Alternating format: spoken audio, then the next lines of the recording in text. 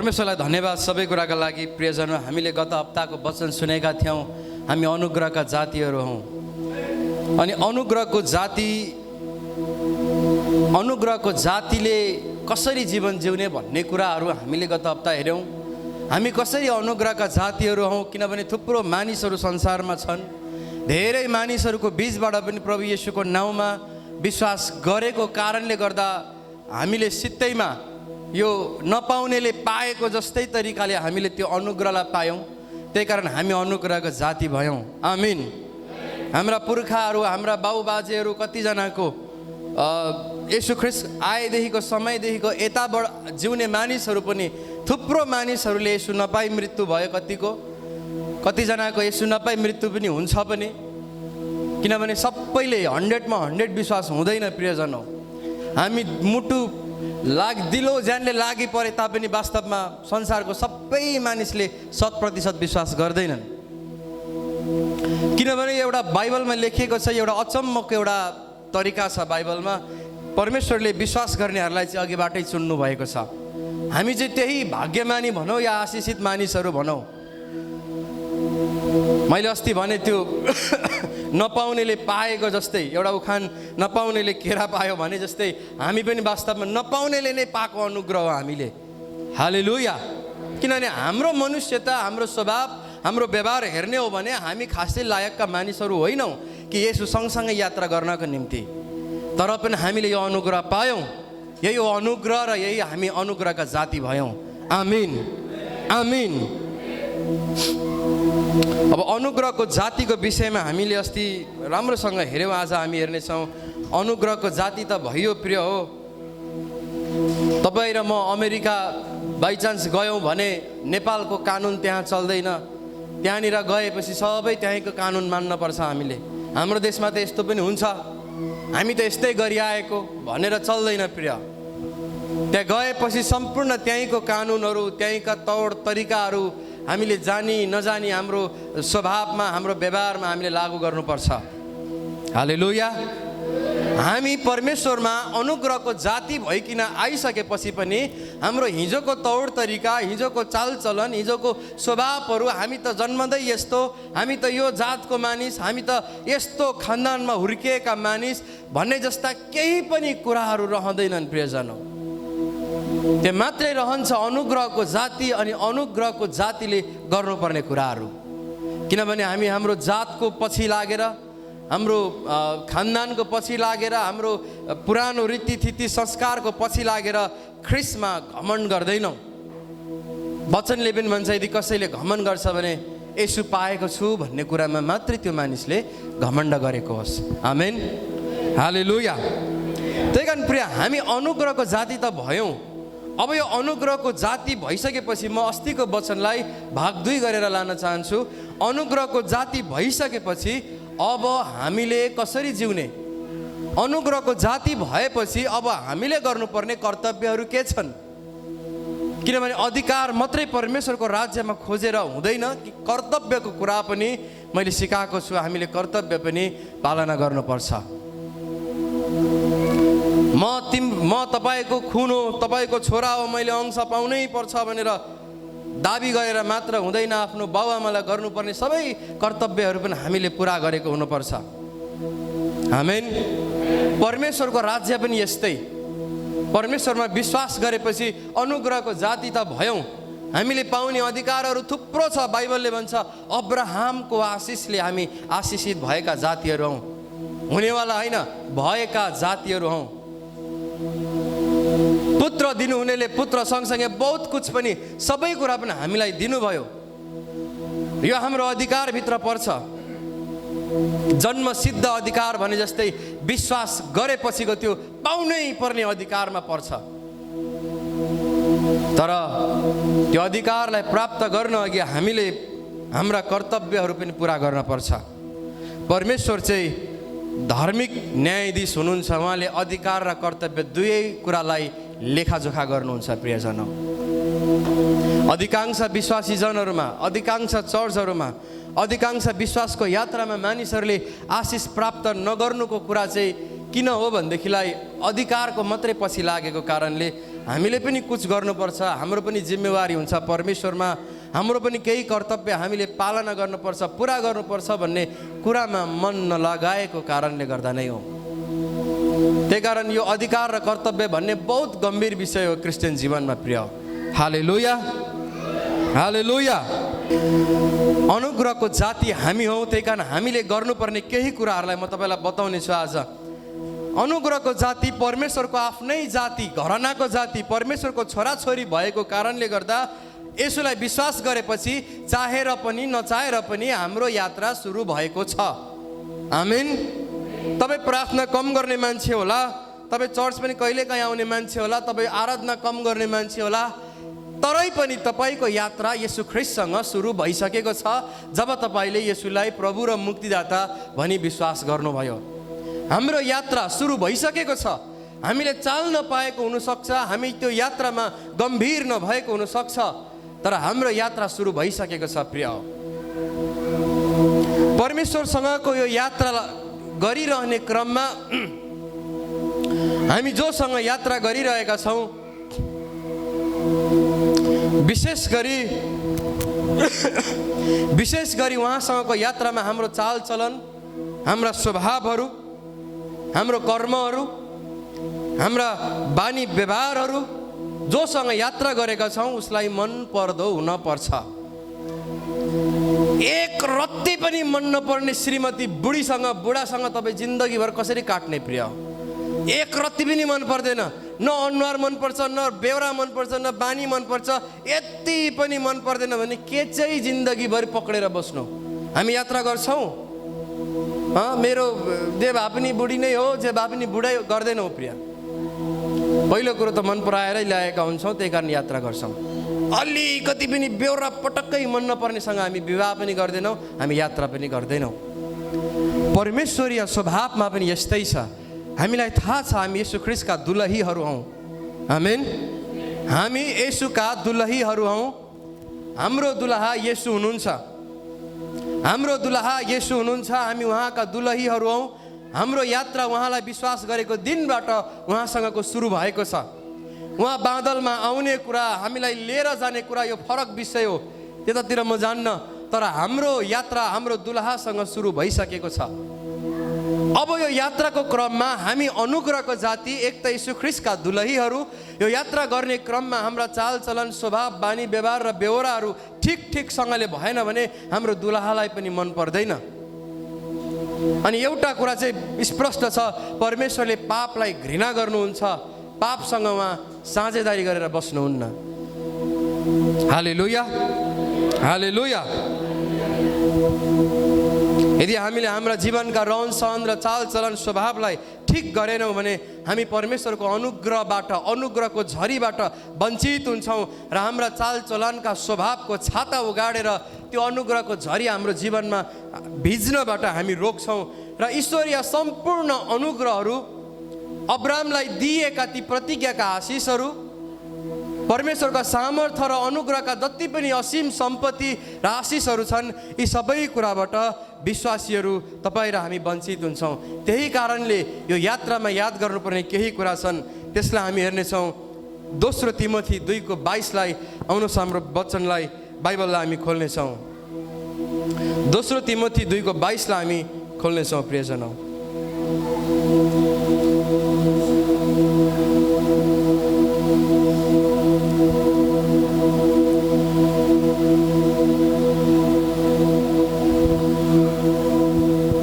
दोस्रो तिमोथी 2:22 लेखिएको छ, यसकारण जवानीका अभिलाषाहरू त्याग र शुद्ध हृदयले प्रभुका नाउँ लिनेहरूका साथसाथै धार्मिकता, विश्वास, प्रेम र शान्तिको लक्ष्य राख। आमीन। दोस्रो तिमोथी 2:22 भन्छ, जवानीका सबै अभिलाषाहरू, पापका अभिलाषाहरू, जवान छु कहिलेकाहीँ त गइदिउँ न, नाचिदिउँ, जवान छु कहिलेकाहीँ त खाइदिउँ न, जवान छु, जवानी भइन्जेल त हो यो गर्ने, बुढेसकालमा के गर्न पाइन्छ र गरिदिउँ न, खाइदिउँ न, हेरिदिउँ न भन्ने किसिमका सबै अभिलाषाहरूलाई त्याग अनि शुद्ध हृदयले प्रभुका नाउँ लिनेहरूका साथसाथै धार्मिकता, विश्वास, प्रेम र शान्तिको लक्ष्य राख। अनुग्रहको जातिले पहिलो नम्बरमा प्रिय अनुग्रहका जातिले सबैभन्दा पहिला गर्नुपर्ने कुरा हामीले प्रेमको लक्ष्य राख्नुपर्छ। आमीन। सबैले भनौँ प्रेमको लक्ष्य राख्नुपर्छ।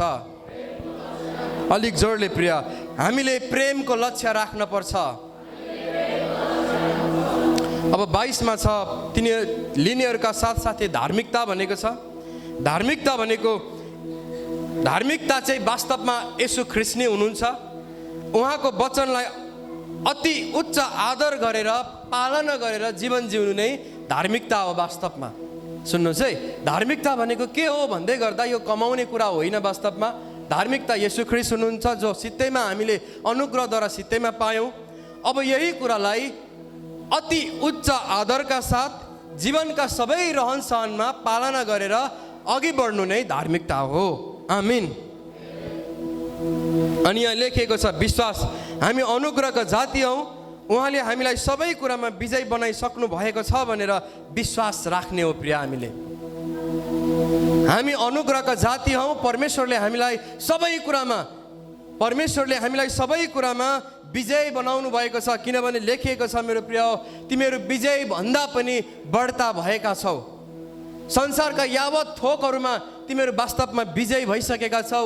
किनभने दिनुहुने परमेश्वरले पुत्र येशू ख्रीष्ट मात्रै दिनु भएन, तर पुत्र येशू ख्रीष्टसँगै बहुत कुछ र सबै थोक पनि हामीलाई दिएर हामीलाई विजय बनाउनु भएको छ। आमीन।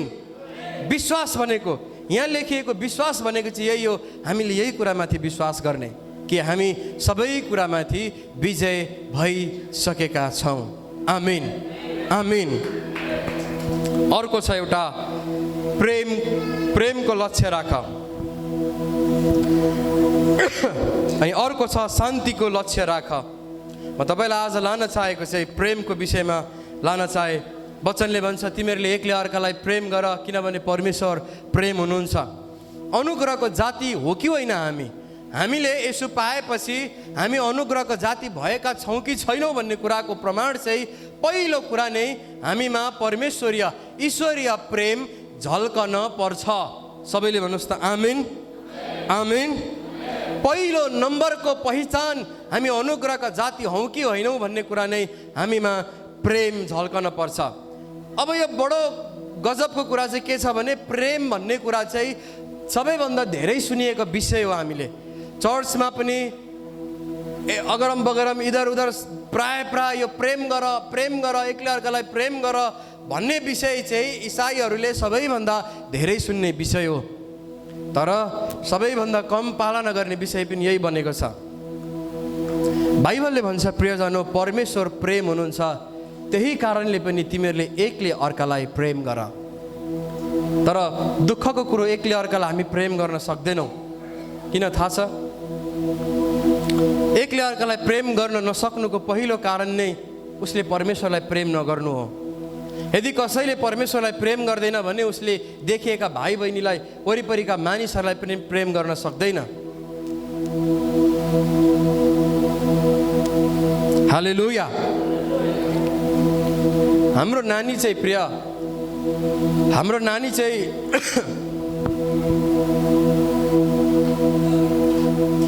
मानिलो हाम्रो नानीले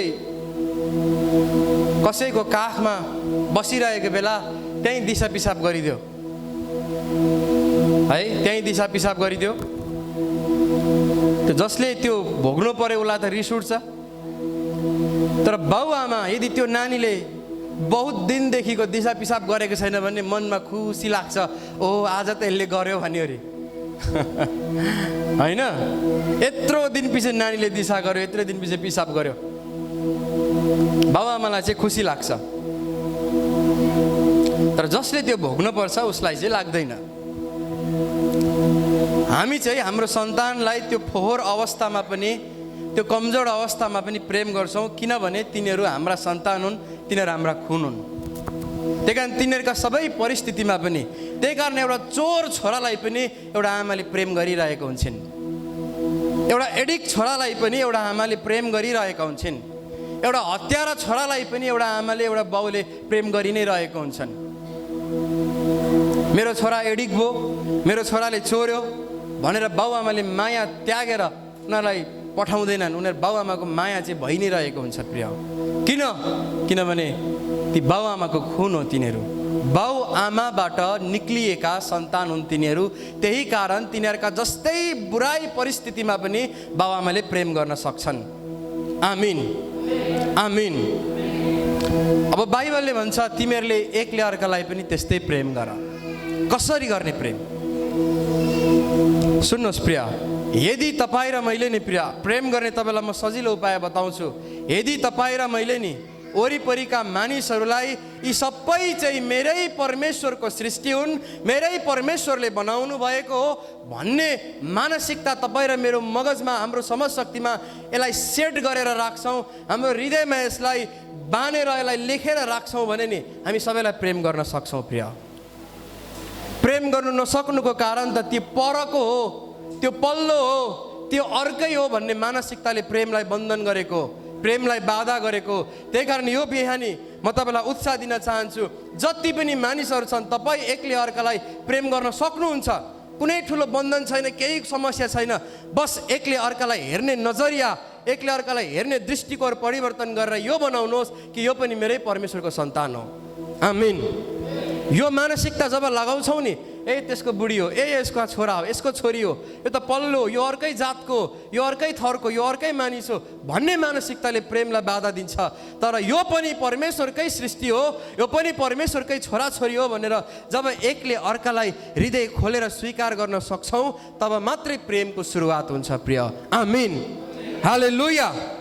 त्यही कारण बाइबलले भन्छ तिमीहरूले प्रेमको लक्ष्य राख। हामी विशेष गरी जति अनुग्रहका जातिका मानिसहरू छौँ, हाम्रो एक नम्बरको लक्ष्य नै प्रेम हुनुपर्छ, एकले अर्कालाई प्रेम गर्नु। आमिन। अनि प्रेम गर्नुको अर्थ चाहिँ घन्टौँसम्म दिनैभरि गफ गरेर बस्नु होइन। प्रेम गर्नुको अर्थ चाहिँ जब मेरो खाँचो उहाँलाई पर्छ, उहाँलाई खाँचो परेको बेला म उपलब्ध हुनु नै प्रेम हो प्रिय। दिनैभरि गफ छुटेर बस्छु, उहाँलाई चाहिएको बेला म कहिले पनि उहाँसँग हुन्न भने त्यो प्रेम होइन, त्यो नाटक हो प्रिय। किनभने प्रेम चाहिँ प्रकट हुनुपर्छ। आमिन। परमेश्वरलाई पनि एक्ज्याक्टली त्यस्तै छ प्रिय। परमेश्वरलाई प्रेम गर्छु त भन्छौँ, तर परमेश्वरलाई दिनुपर्ने आराधना दिँदैनौँ, परमेश्वरसँग बस्नुपर्ने समय बस्दैनौँ, ठिकसँगले सङ्गतिमा हामी रहँदैनौँ भने त्यो पनि प्रेम होइन प्रिय। त्यही कारणले प्रेमको पूर्ण अर्थ चाहिँ त्यतिखेर पुरा हुन्छ जब एकले अर्कालाई चाहिएको बेला हामी उपलब्ध हुन्छौँ। आमिन, आमिन। त्यो नै प्रेम हो प्रिय। माया तिमीलाई मेरो प्रशस्तै छ, आई लभ यू, तिमी बिना यस्तो त्यस्तो भने पनि प्रिय, यदि चाहिएको बेला, आवश्यकताको बेला त्यो व्यक्ति उसको अगाडि उपलब्ध हुन सकेन भने त्यो माया होइन। बाइबलले भन्छ हामीलाई यस किसिमको माया गर कि तिमीहरू अनुग्रहका जातिका मानिसहरू, एकले अर्कालाई, अनुग्रहका घरानाका मानिसहरू एकले अर्काको निम्ति उपलब्ध हौ। त्यही कारण पावलले भनेका छन् तिमीहरूले भलाइ गर, हो भलाइ गर, मुखले मिठो बोलेर तिम्रो राम्रो होस्, तिमीलाई आशिष होस्, तिम्रो प्रगति होस् मात्रै नभन, तिमीले एकले अर्कालाई भलाइ गर। विशेष भलाइ पनि बाहिरको मान्छेलाई होइन, अनुग्रहका घरानाको परिवारलाई भलाइ गर भनेको छ। आमिन, हालेलुया। त्यही कारण हामी अनुग्रहका जातिले पहिलो नम्बरमा याद गर्नुपर्छ एकले अर्कालाई प्रेम गरौँ। हामी एकले अर्काको आवश्यकतामा हामी सहभागी हौँ, एकले अर्कालाई जब आवश्यकता महसुस हुन्छ हामी उपलब्ध हौँ त्यतिखेर। आमिन, हालेलुया। त्यो नै प्रेमको सिद्धता हो, त्यतिखेर नै प्रेम पूर्ण हुन्छ। अनि अर्को कुरा छ, पहिलो पत्रुस 4:8 हामी हेर्नेछौँ प्रिय। यहाँ पहिलो पत्रुस 4:8 लेखिएको छ, सबैभन्दा बढी एउटा अर्काप्रति तिमीहरूको प्रेम अटुट रहोस्, किनकि प्रेमले नै असङ्ख्य पापहरू ढाक्दछ। आमिन। छोरा बिग्रिएर चाहिँ नि बेहोराइ सकिसकेको छ, एकदमै खराब छोरा छ भने पनि त्यो आमाले निरन्तर प्रेम गर्छिन् र जहिले पनि त्यो छोरालाई हेर्दाखेरि छोरा मात्रै हेर्छिन्, चोर भनेर हेर्दिनन्। यद्यपि त्यो छोराको चोर्ने बानी छ भने पनि। हालेलुया। सुन्नुहोस् है, बुझ्नुहोस् है प्रियजन, एउटा आमाको प्रेम छोराप्रति रहेको कारणले छोरा एडिक्ट भए पनि, खत्तम भए पनि त्यो आमाले जहिले पनि त्यो छोरालाई हेर्दा छोराको दृष्टिकोणले मात्र हेर्छिन्, एडिक्टको दृष्टिकोणले कहिले पनि हेर्दिनन्।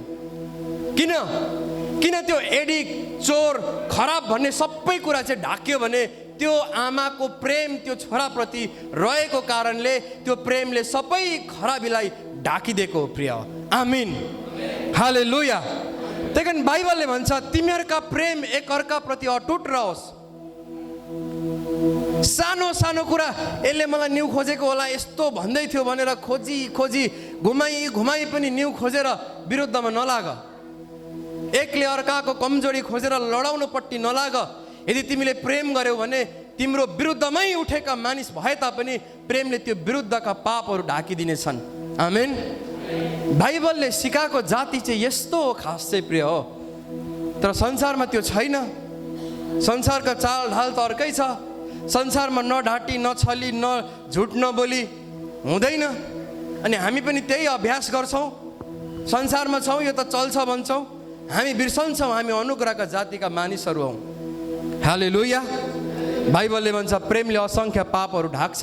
त्यही कारणले एउटा आमा बाउले एउटा छोराछोरीलाई बडो गहिरो प्रेम गरेको कारणले गल्ती देख्दैनन्। हामी अनुग्रहका जातिहरू पनि एकले अर्काको खुट्टा तान्ने, एकले अर्काका सानो सानो कमजोरीमा चाहिँ बदखुवाई गर्ने, गिराउने, कुरा काट्ने, अर्कोको कुरा अर्कोलाई सुनाइदिने, अपमान गर्ने हो, सकिदिने, पेटमा लात हान्ने जस्ता सबै दुष्ट्याई कुराहरू चाहिँ जब एकले अर्कामा प्रेम गर्न थाल्छौँ नि सबै कुरा ढाकिदिन्छन्। हामी कमजोरी देख्दैनौँ प्रिय, तर प्रेम मात्रै अगाडि बढ्छ प्रिय। आमीन।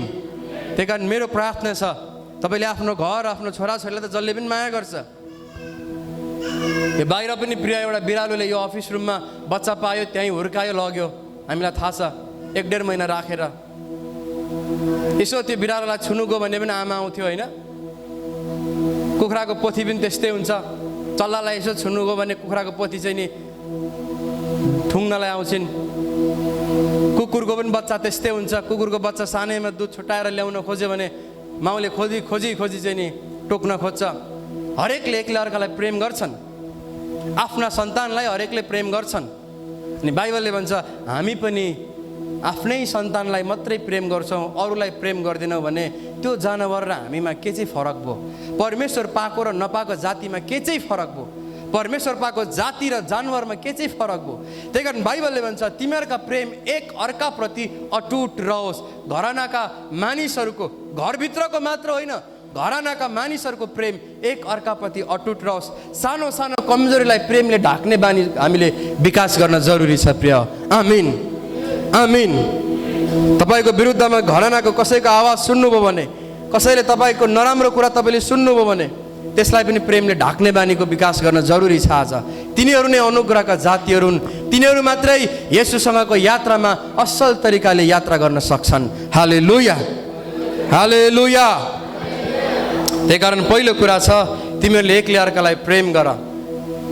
किनभने प्रेमले धेरै अपराधहरू पनि ढाकिदिन्छन्, धेरै पापहरू ढाकिदिन्छन्। हामी बिचको एकअर्काको प्रेम देखा परोस् प्रिय। सबैले जोडले भनौँ हालेलुया। अर्को छ प्रियजनो, अनुग्रहको जातिमा हुनुपर्ने विशेष अर्को कुरा छ, त्यो हो हामीमा प्रशस्तै गरी वचनको बास हुनुपर्छ। सबैले भन्नु त हामीमा, जोडले भन्नुहोस् हामीमा प्रशस्तै गरी वचनको बास हुनुपर्दछ। आमीन। अर्को कुरा चाहिँ छ कसरी चिन्ने भने अनुग्रहको जातिमा प्रशस्तै गरी वचनको बास हुनुपर्छ। थाहा छ तपाईँलाई प्रिय, एउटा मान्छेले त्यतिखेर मात्रै आशिष पाउँछ जब उसको हृदयमा, उसको जीवनमा परमेश्वरको वचनले बास गरेको हुन्छ। धेरैजनाको प्रार्थनाको उत्तर नआउनुको कारण चाहिँ प्रिय उनीहरूको हृदयमा, उनीहरूको जीवनमा वचनको बास हुँदैन। किनभने वचनलाई बास गर्ने सहज जीवनका रहनसहन पनि हुँदैनन्। हालेलुया। हामीमा सुनिएका, तपाईँ र हामीले सुनेका, जुन कानले अहिले हामी सुन्दैछौँ, हामीले सुनेका, हाम्रो मुखले उच्चारण गरेका वचनहरू तपाईँ र मेरो जीवनमा बास हुन जरुरी छ। वचनले बास गर्नुपर्छ प्रियजन। सुन्यो सक्यो, फेरि सुन्यो सक्यो, सुन्दिउँ न त होइन। स्कुलमा चाहिँ नि हामी विद्यार्थी हुँदाखेरि सरहरूलाई ध्यान दिए जस्तै गरेर सरलाई हेरेको छ पुरा हेरिराख्थ्यौँ हामी। ध्यान थोरै सरप्रति हुन्थ्यो हाम्रो। आफ्नै काम, साथीभाइ यताउता जिस्किनेतिर होइन। विद्यार्थीले राम्रोसँग झुक्याउँथे सरहरूलाई लाग्छ कि यिनीहरूको पुरा ध्यान मतर्फ छ। त्यस्तै कहिलेकाहीँ चर्चमा पनि हुन्छ प्रिय, कतिले मलाई हेरिराख्छन्, मलाई झुक्काइरहेका छन्।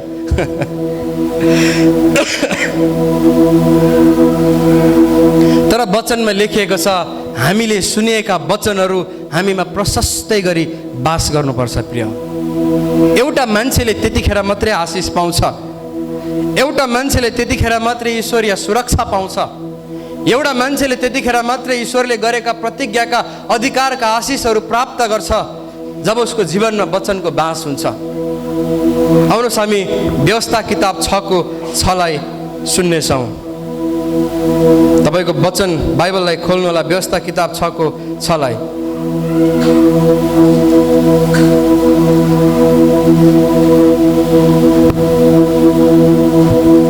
व्यवस्था 6:6 लेखिएको छ, मैले आज तिमीहरूलाई सुनाएका आज्ञाहरू आफ्नो मनमा राख।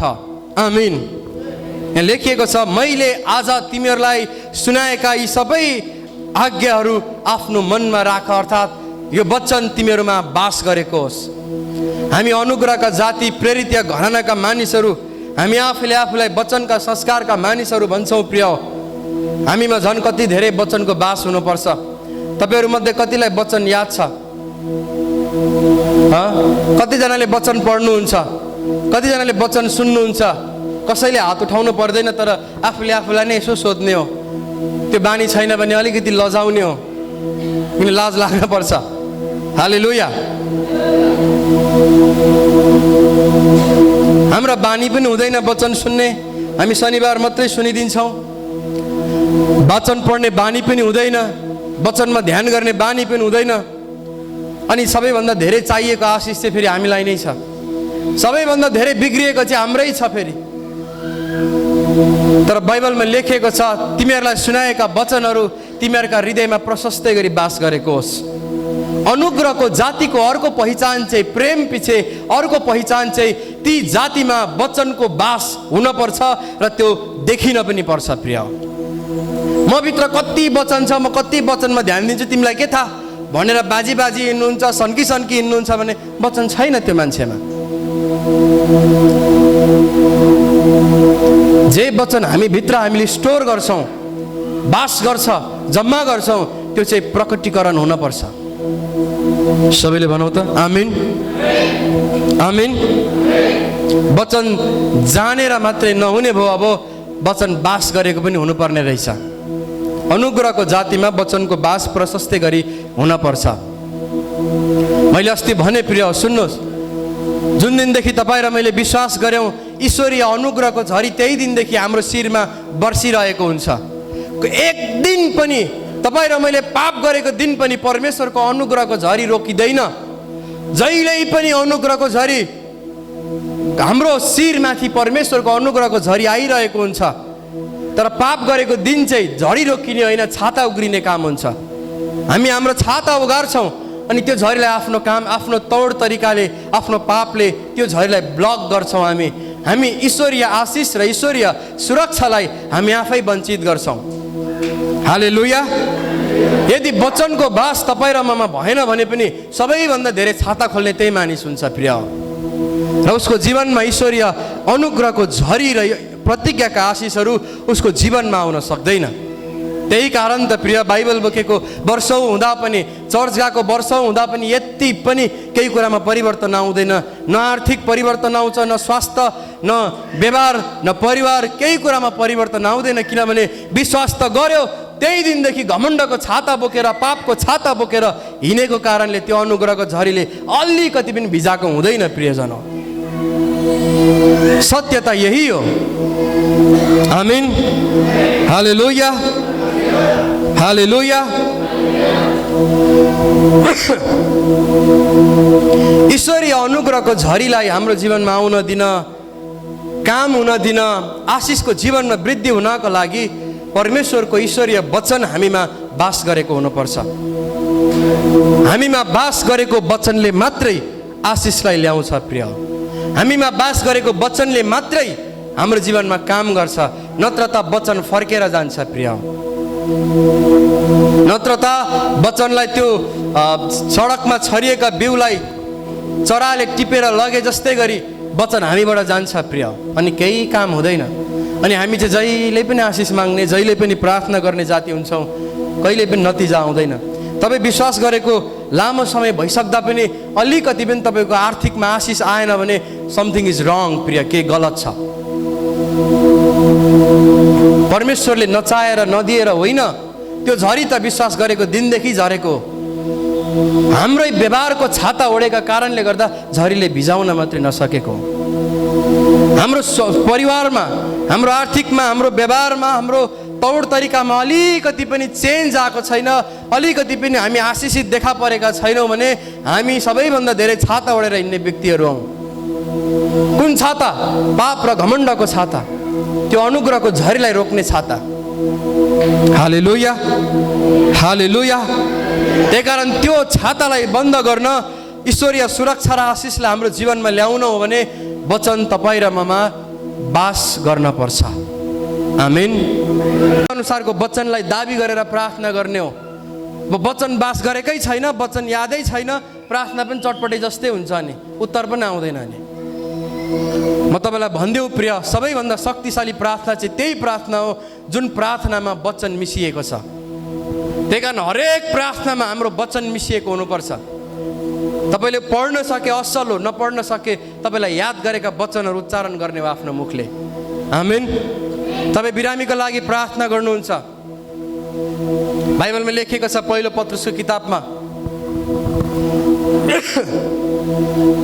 येशूले खाएका कोर्लाको चोटले हामी निको भएका छौँ।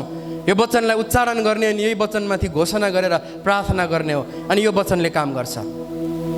यो वचन बास गर्छ अनि त्यो वचनले काम गर्छ। आमेन। तपाईँको व्यवसायमा आशिष चाहिएको छ, तपाईँमा वचन बास गरेको हुनुपर्छ। त्यही सम्बन्धी वचनलाई उच्चारण गर्ने, घोषणा गर्ने, त्यो वचनले अनि आशिष र सुरक्षा लिएर आउँछ। त्यही कारण एउटा विश्वासीलाई, एउटा अनुग्रहको जातिको हृदयमा वचन याद हुन पर्छ।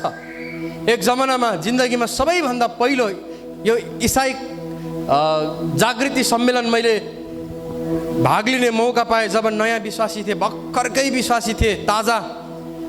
मैले उर्लाबारीको हेब्रोन चर्चमा लिएको, त्यहाँ 3 दिनको कार्यक्रम भएको थियो। एकजना पास्टरले भन्नुहुन्थ्यो, तपाईँहरूले दिनमा एउटा पद याद गर्नु भन्यो अरे। अनि म सोच्थेँ, बाफ्रे कसरी याद हुन्छ मान्छेलाई, यो त हुनै सक्दैन भन्थे। अनि उहाँले भन्नुहुन्थ्यो, एउटा पद पुरै याद नभए पनि सानो भाग भए पनि तपाईँले दिनमा एउटा वचनको याद गर्ने बानी गर्नुहोस् भन्नुहुन्थ्यो उहाँले। अनि म सोच्थेँ, कसरी यो त हुनै सक्दैन, पढिन्छ बिर्सिहाल्छ नि, कसले सक्छ र भन्थे। नयाँ विश्वासी त्यस्तो अभ्यास पनि थिएन, अनि थिएन पनि हृदयमा। हालेलुया, हालेलुया। तर म तपाईँलाई आज बताउन चाहन्छु, जब तपाईँ आत्मामा रहेर परमेश्वरको वचन पढ्नुहुन्छ, ठिक समयमा उच्चारण गर्नका लागि पवित्र आत्माले तपाईँलाई त्यो वचन दिनुहुन्छ प्रिय। तपाईँलाई कण्ठ बाटो सत्य र जीवन मनै हो, बाटो सत्य र जीवन मनै हो, बाटो सत्य, यसरी कण्ठ गरिरहन पर्दैन धेरै कुराहरू। कतिले भन्नुहुन्छ मलाई, धेरैजनाले, पास्टर बाबु वचन त पढ्छौँ भुलिहाल्छौँ। पढ्नुहोस्, त्यही पनि जुन टाइममा आउनुपर्ने प्रार्थना गर्ने बेलामा याद गर्नुहोस्, पवित्र आत्माले त्यो वचन तपाईँको मुखबाट उच्चारण गराउनुहुन्छ। यसको जिउँदो गवाई र साँची चाहिँ म नै छु प्रिय। आमेन। त्यही कारण तपाईँले बुझ्नुभयो, बुझ्नु भएन, जान्नुभयो, जान्नु भएन, वचन पढिराख्ने हो, सुनिराख्ने हो, आत्मामा रहेर। फेरि त्यो सुने जस्तै टिचरलाई विद्यार्थीले छले जस्तै होइन, आत्मामा रहेर, ताकि त्यो वचन हामीमा बास गरोस् र पवित्र आत्माले राइट टाइममा त्यो वचनलाई हाम्रो मुखबाट उच्चारण गर्नुभएको होस्। आमेन। त्यही कारण प्रियजन हो, अनुग्रहको जातिमा एउटा अर्को नभई नहुने कुरा चाहिँ हामी प्रत्येक विश्वासीहरूमा वचन याद हुनुपर्छ, वचन बास गरेको हुनुपर्छ र हामीले गर्ने हरेक प्रार्थना चाहिँ वचनको मुताबिक हुनुपर्छ। वचन उच्चारण गरेर, वचन घोषणा गरेर गरिएका प्रार्थना नै शक्तिशाली प्रार्थना हो। आमिन, आमिन। कहिलेकाहीँ म सुन्छु, कुनै जमानामा हामी पनि गर्थ्यौँ, प्रार्थना पनि चटपटे जस्तै, त्यो जबरजस्तीको प्रार्थना जस्तै हो, त्यो अब जोतको प्रार्थना जस्तै भनिदिँदा पनि हुन्छ। त्यो मन चाहिँ पटक्कै छैन प्रार्थनामा, त्यो थाहा पाइहाल्छ नि, हाई 10 पल्ट गरेको छ होइन, घडी 10 पल्ट हेरेको छ, आँखा 10 पल्ट खोलेको छ, तर मुख चाहिँ चलाइरहेको छ, प्रभु ल आशिष दिनुहोस् नि कृपा। यो जोतको प्रार्थना हो प्रिय। यो भक्ति र भएको प्रार्थना होइन। यस्ता प्रार्थनाले उत्तर ल्याउँदैनन्, समय मात्र बर्बाद हुन्छ। तर आत्मामा रहेर वचन उच्चारण गरेर गरिएका प्रार्थनाहरू चाहिँ साँच्चै नै यसले ईश्वरीय सुरक्षा र आशिषहरू ल्याउँछन्। आमिन। त्यही कारणले पनि तपाईँ र मेरो जीवनमा वचनले बास गरोस्। वचन बास गर्नका लागि धेरैभन्दा धेरै पढ्ने, धेरैभन्दा धेरै वचन सुन्ने। हामीलाई त सजिलो छ, युट्युबमा जानुहोस्, हाम्रै वचन सुन्नुहोस्। यही वचन तपाईँले अब 2-4 दिनपछि सुन्न पाउनुहुन्छ। अस्तिको वचन तपाईँले भरे बेलुका अथवा भोलि बिहानसम्म सुन्न पाउनुहुन्छ। सजिलै छ यो घरानामा, वचनको कमी छैन। वचनमा अलिकति पनि मैले कमी राखेको छैन। वास्तवमा प्रिय, दिनुपर्ने ठाउँसम्म दिएको छु। तर एउटा प्रश्न चाहिँ छ, के तपाईँले आफूभित्र वचनलाई बास गराउँदै हुनुहुन्छ, जम्मा गराउँदै हुनुहुन्छ? यसैले थाहा हुन्छ तपाईँ अनुग्रहको जातिका हो कि होइन। यसैले थाहा हुन्छ तपाईँले कतिका आशिष पाउनुहुन्छ या पाउनुहुन्न। हालेलुया, हालेलुया। अर्को कुरा छ प्रिय, हामी इसाई जिन्दगीमा धेरैभन्दा धेरै म भन्छु हामी माग्ने मानिसहरू हौँ। कसैलाई गएर त माग्दैनौँ, कसैलाई गएर हाम्रो घर बालिदिनुहोस्, हाम्रो घरमा यो गरिदिनुहोस् भनेर त माग्दैनौँ। तर हामी सबैभन्दा धेरै हामी परमेश्वरसँग माग्छौँ। हो, कतिजनाले माग्नुहुन्छ? हात उठाउनु त हेरौँ। ल, कोही पनि माग्नुहुन्न क्या? अरू त कि माग्दैनन् कि प्रार्थना गर्दैनन्? दुईटामा एउटा हो।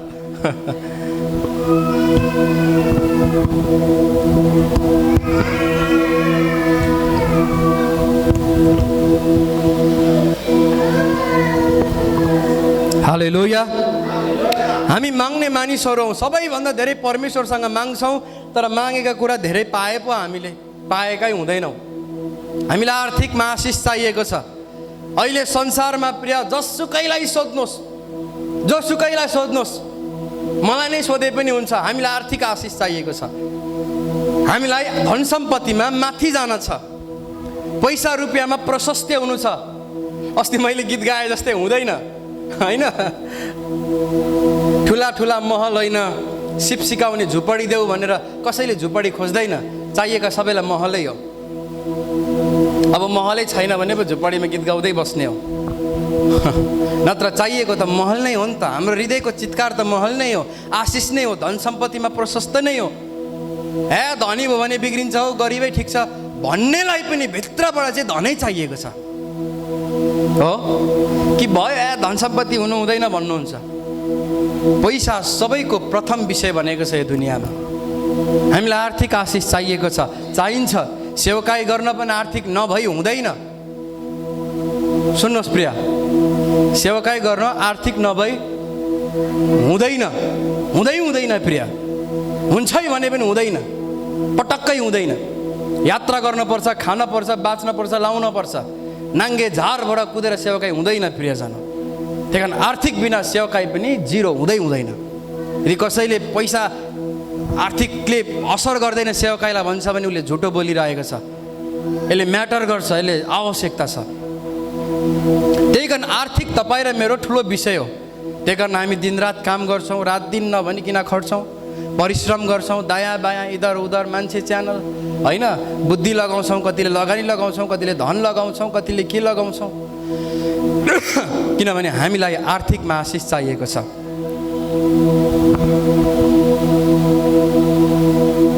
हामीलाई फसल कटनी गर्नु छ, हामीलाई बटुल्नु छ। तर बाइबलले यो कुरालाई आफ्नो तरिकाले, परमेश्वरले यसलाई आफ्नो तरिकाले बाइबलमा राख्नु भएको छ। यो कुरालाई हामी हेर्नेछौँ। अनुग्रहको जातिमा प्रिय अर्को नभई नहुने कुरा चाहिँ आशिषलाई प्राप्त गर्नको लागि अनुग्रहको जातिमा तपाईँ र म है, सुन्नुहोस् प्रिय, तपाईँ र ममा आशिषलाई प्राप्त गर्नका लागि अर्को नभई नहुने कुरा चाहिँ हामीले परमेश्वरको राज्यमा दिन पनि सिक्न पर्छ। सबैले भन्नुहोस् त, दिन पनि, ल लिन पनि भन्नुहुन्छ फेरि, दिन पनि भन्नु न। दिन पनि सिक्न पर्छ। आउनुहोस् हामी फिलिप्पीको किताब 4:16देखि 19 हेर्नेछौँ।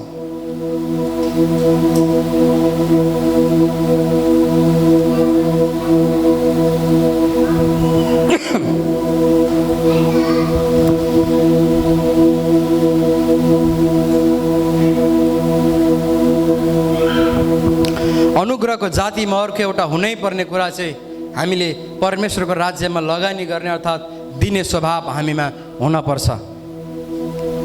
सुन्नुहोस्, फिलिप्पी 4:16 देखि हामी हेर्नेछौँ। यहाँ लेखिएको छ, किनभने थेसलोनिकेमा पनि तिमीहरूले मलाई एउटा एकपटक भन्दा बढी नै मेरो निम्ति सहायता पठायो। मैले भेटी खोजेको होइन, तर म त तिमीहरूमा यस्तो फलको आशा राख्छु जो तिमीहरूकै हिसाबमा जम्मा हुँदै जाओस्। मैले पाउनुपर्ने भन्दा बढी नै पाएको छु। इपाफ्रोडिटसद्वारा पठाइदिएका तिमीहरूको मिठो बास्ना भएको र परमेश्वरलाई मनपर्दो र ग्रहणयोग्य बलिदान पाएर म तृप्त भएको छु। मेरा परमेश्वरले आफ्नो महिमामा उहाँको सम्पत्ति अनुसार तिमीहरूको हरेक खाँचो ख्रिस्ट येशूमा पुरा गरिदिनुहुनेछ। सबैले भनौँ आमिन, आमिन। अब तपाईँ हामीमा मैले कतिपल्ट प्रार्थना गरेको सुन्नु भएको छ। परमेश्वरले तपाईँलाई महिमाको सम्पत्तिले सबै तपाईँका खाँचोहरू पुरा गरिदिउन्। पावलले फिलिप्पीको मण्डलीलाई यही भनेर प्रार्थना गरिदिए। फिलिप्पी 4:19 यही घोषणा गरेको छ र म बारम्बार जब केही कुरा पाउँछु म यही वचनलाई घोषणा गर्छु। मैले तपाईँहरूमध्ये धेरैजनाको जीवनमा यो वचनलाई उच्चारण गरेको छु, घोषणा गरेको छु। बाइबलले भन्छ, सुन्नुहोस्, म आज यो वचनलाई एकदमै गहिरोसँग बताउनेवाला छु। बाइबलले भन्छ, महिमाको सम्पत्तिद्वारा परमेश्वरले तिमीहरूका सबै खाँचो पुरा गरिदिउन्। आमिन। तर यो वचन कसको लागि भनिएको? यो वचनले कसको जीवनमा काम गर्छ? यो वचनले साँच्चै कसको खाँचो पुरा गर्छ? यो वचनले साँच्चै कसको जीवनमा महिमाको सम्पत्तिलाई लिएर आउँछ? प्रियजन, तिनीहरूकै जीवनमा फिलिप्पी 4:19 पुरा हुन्छ प्रिय, जसले परमेश्वरको राज्यमा लगानी गर्न सिकेका छन्। आमेन। किनभने फिलिप्पीको मण्डली 16 देखि पढ्नुभयो भने पावलको सेवकाईको यात्रामा त्यो मण्डलीले भेटीहरू पठाएका थिए। सेवकाईको दौरानमा चाहिने आर्थिक सहायतालाई मण्डलीले कमी हुन दिएका थिएनन्। त्यहाँका विश्वासीहरूले आर्थिक रूपमा उनीहरूले परमेश्वरका जनलाई दिनुपर्ने आदरहरू भेटी दिएर आदर गर्थे, ताकि त्यो भेटीले परमेश्वरको राज्य वृद्धि होस्। आमेन। त्यसपछि पावलले प्रार्थना गरिदिनु भयो, तिमीहरूले दिएका भेटीहरू मैले पाएको छु, यो मेरो निम्ति सुगन्धित बास्ना जस्तै बनेको छ। अब महिमाको परमेश्वरले महिमाको सम्पत्तिले तिमीहरूका खाँचोहरू पुरा गरिदिउन्। हामी अनुग्रहको जातिमा नि प्रिय, सुन्नुहोस् है, धेरैपल्ट फसल कटनी नगर्नुको पछाडि एउटा गहिरो सत्यता चाहिँ हामीले बिउ नै रोपेका छैनौँ। वास्तवमा कहिल्यै पनि बिउ रोपेका छैनौँ, कहिल्यै पनि परमेश्वरको राज्यमा मुट्ठी खोलेका छैनौँ। त्यही कारण फसल कटनी हुँदैन। राम्रो खेतमा हलो मजाले लगाएर मल, राम्रो उत्कृष्ट मल लगाएर 1 वर्ष पछि फसल कटनी गर्नु जाँदा केही पनि पाउँदैन, किनभने जबसम्म बिउ रोपेको हुँदैन तबसम्म कटनी हुँदैन। फिलिप्पी 4:19 बहुतपल्ट मैले पढेँ, बहुत उच्चारण गरेँ, सुने, तर यसको सत्यता मैले केही समय अगाडि थाहा पाएँ। यो वचन चाहिँ तिनीहरूका लागि पावलले उच्चारण गरेको हो, जसले परमेश्वरको राज्य र मण्डलीमा आफ्नो भेटीद्वारा सहयोग गर्दथे। अनुग्रहको जातिको अर्को पहिचान चाहिँ उनीहरूले आफूमा भएका धनले परमेश्वरको राज्यको काम हुनुपर्छ भन्ने मनस्थिति उनीहरूले सधैँ तयार गरेका हुन्छन्। आमेन। त्यही हामीले पनि गर्ने के हो भनेदेखिलाई, हामीमा भएको धन सम्पत्ति परमेश्वरले जे जति दिनुभएको छ हामीलाई थाहा छ, हामी केही लाँदैनौँ हो, हामी केही लाँदैनौँ, हामीलाई थाहा छ। किनभने एक ठाउँमा लेखेको छ, तिमीहरू नाङ्गै आयो नाङ्गै जान्छौ। यो एउटा गहिरो सत्यता हो। हामी लाँदैनौँ भन्ने बित्तिकै कमाउनै नहुने पनि होइन, कमाउने। लाँदैनौँ भनेर त्यत्तिकै बस्ने पनि होइन, काम गर्ने। तर बाइबलले भन्छ, हामीले आर्जन गरेका हाम्रा यावत धनहरूले पनि परमेश्वरको राज्यमा सेवा पुग्नुपर्छ। उद्देश्य चाहिँ त्यो हो, हामीले धन आर्जन गर्नुको। मेरो छोरालाई पछि ठुलो सुखले होस् भनेर हुँदैन। तपाईँ हामीमध्ये कतिजनाले बाउको सम्पत्तिमा सुखले बाँचेका छौँ? हात उठाउनु त प्रिय। हुँदैन यस्तो प्रिय, कम्ती मानिसको मात्र होला। नत्र भने हरेक मान्छेले आफ्नो जीवनमा आफै सङ्घर्ष गर्छ। परमेश्वर हुनुहुन्छ हरेकलाई जुटाउनको निम्ति। आमिन। चरालाई, जानवरलाई, पशु पन्छीलाई परमेश्वरले त्यत्तिकै जुटाइरहनु भएको हुन्छ। महका ठुल्ठुला चाकाहरू रुखमा झुन्डेको तपाईँ देख्नुहुन्छ। फुलबारीका फुलका रसहरू परमेश्वरले त्यो महको निम्ति जुटाइदिनुहुन्छ र तिनीहरूले ठुला ठुला चाकाहरू तयार गरिरहेका हुन्छन्। चाका तयार गरेर महले चाहिँ नि लु अब ठुलो भयो भनेर खाइदिउँ भनेर खाँदैनन्, त्यो अर्कैको निम्ति उपयोग हुन्छ। त्यो तपाईँ हामी खान्छौँ। हालेलुया। कि जङ्गलमा छ भने भालुले खान्छ, नत्र मान्छेले खान्छ देख्यो भने। तपाईँ र म धनी हुनुको कारण पनि, परमेश्वरले ईश्वरीय आशिष दिनको कारण पनि हामीले एउटा स्वभाव हामीमा राख्नुपर्छ कि हामीले परमेश्वरको राज्यमा दिने बानी हामीले जागृत गर्नुपर्छ।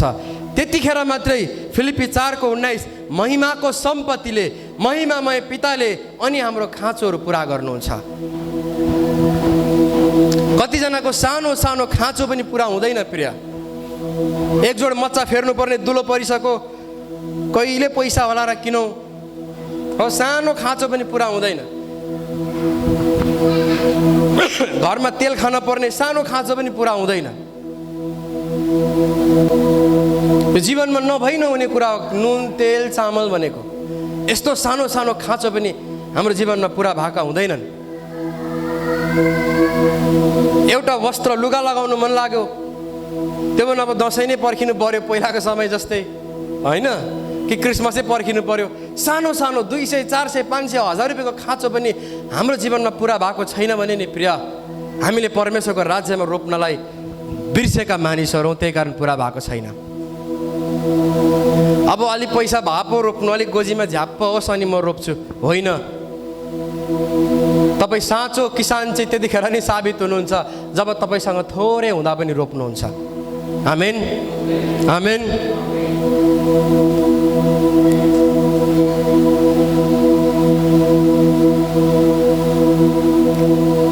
जब हामीसँग थोरै थोरै धन हुन्छ प्रिय, अलिअलि पैसा आएको हुन्छ, त्यो कुराहरूलाई पनि हामीले परमेश्वरको राज्यमा रोप्यौँ भने नि प्रिय, जो सानो कुरामा इमान्दार हुन्छ त्यसले ठुल्ठुला आशिषहरू पनि प्राप्त गर्छन्। अब यो पैसा रुपियाँको कुरा हो,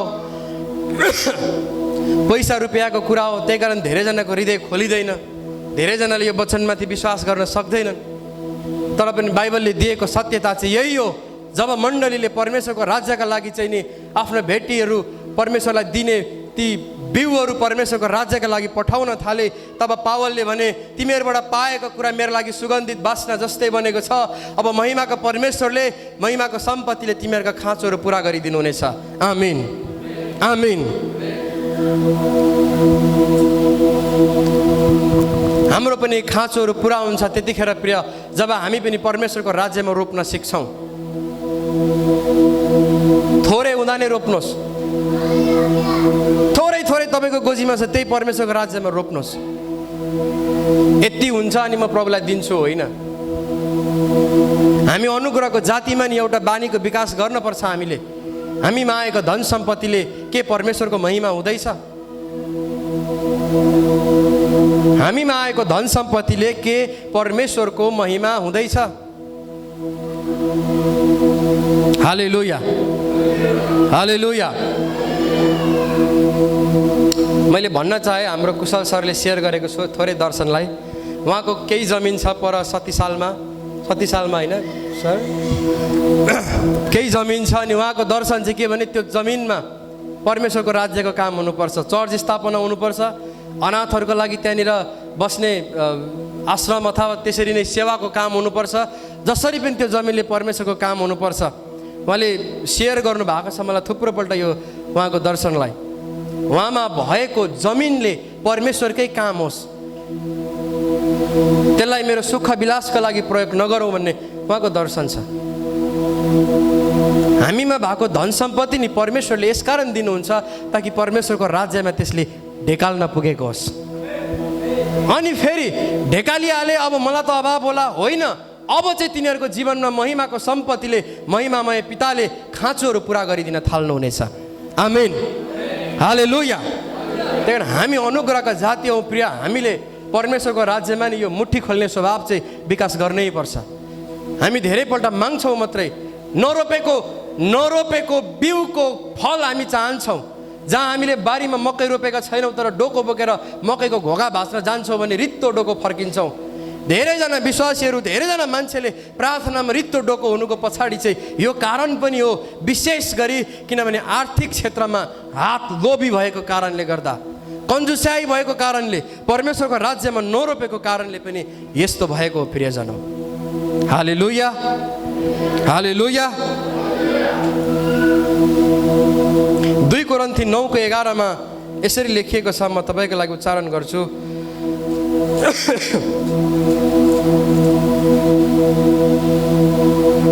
सुन्नुहोस्, 2 कोरिन्थी 9:11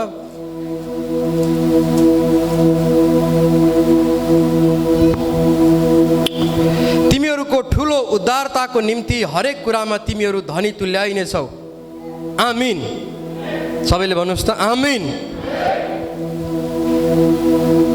तपाईँ भन्नुहुन्छ होला, पास्टर बाबुले पैसाको कुरा गर्नुभयो। तपाईँ आर्थिकमा वृद्धि हुनु छ भने पैसाको हिसाब किताब क्लियर हुनपर्छ। 30 दिनको उपवास बसेर परमेश्वरको राज्यमा अलिकति पनि रोप्ने बानी छैन। त्यो उपवासले आर्थिक आशिष ल्याउँदैन, त्यो उपवासले आत्मिक आशिष ल्याउँछ।